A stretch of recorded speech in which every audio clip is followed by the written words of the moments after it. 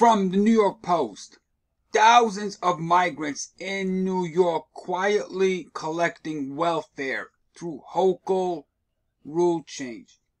Guys, the more I look into this, the worse it gets. The worser and worser it gets. Now, mind you, based on this article, 80% of asylum seekers rejected, DHS official says.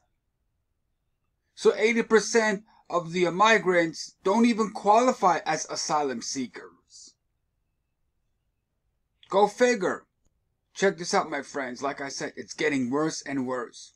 The administration of Governor Kathy Hochul in New York has made changes to the rules of a program called Safety Net Assistance. This program typically provides financial aid, or welfare, to people who need it. The rule change has expanded the eligibility for this program to include non-citizens who have pending applications for legal asylum status. In simpler terms, this means that many migrants in New York, who are waiting for their asylum applications to be processed, are now able to receive financial support from the state. This support is being funded by taxpayer dollars. This change was made quietly, meaning it wasn't widely publicized or announced in a high-profile manner. As a result, thousands of migrants are now receiving this welfare assistance. Unbelievable. Unbelievable. And as citizens, we don't even have a say. So I posed another question. What is the typical time frame for their asylum claim to be processed? What's the waiting list like? Check this out. The time frame for processing asylum claims can vary greatly. Here are some general timelines. The Immigration and Nationality Act, INA, requires USCIS to schedule the initial interview within 45 days after the application is filed and make a decision within 180 days after the application date. However, due to backlogs and other factors, the wait time for an individual hearing on an asylum application can be much longer. As of late 2021, the wait was approximately 1,751 days, which is close to 5 years. Please note that these are general estimates and the actual processing time can vary depending on a variety of factors, including the specifics of the individual case and changes in immigration policy. It's always a good idea to consult with an immigration attorney or expert for the most accurate and up-to-date information. Unbelievable. But we already established 80% of asylum seeker cases are rejected, don't even qualify as asylum.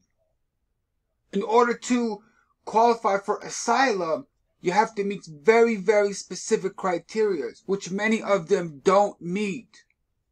Unbelievable. But nonetheless, you see what is going on. Unbelievable. Final question. What percentage of the migrants have applied for asylum? Check this out, you guys. According to the data, only about a quarter of the migrants currently in New York City's care have filed for asylum.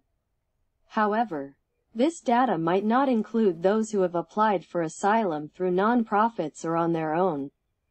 It's also important to note that the actual number of asylum seekers can vary as the situation evolves.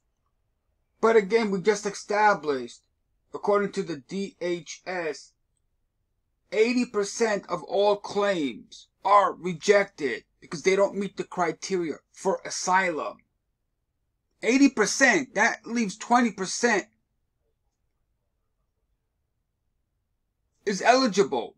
And the 80% would have to be deported.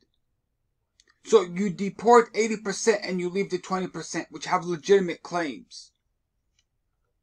Unbelievable. But nonetheless, you see what's going on. So let's ask, how much is this costing the taxpayers? I told you this gets worse. The cost to the city taxpayers due to the rule change by Governor Hochul's administration is a complex issue. Here are some key points. Mayor Adams has estimated that it will cost New York City $10.6 billion to deal with the migrant surge through June 2026. The state taxpayers would pick up 1/3 of the estimated $1 billion annual cost of New York City's migrant crisis under the budget plan unveiled by Gov. Kathy Hochul's $233 billion fiscal year 2024-2025 budget plan proposes a $2.4 billion allocation to the city for migrant costs. That's on top of the $1.9 billion allocated in the fiscal year 2023-2024, arriving at a combined $4.3 billion. These figures are estimates and the actual cost may vary. It's also important to note that these costs are spread out over several years and are shared by all taxpayers in the state, not just those in New York City. I hope this helps. Unbelievable, huh? Unbelievable. What's going on? Unbelievable. Like I said, it gets worse and worse.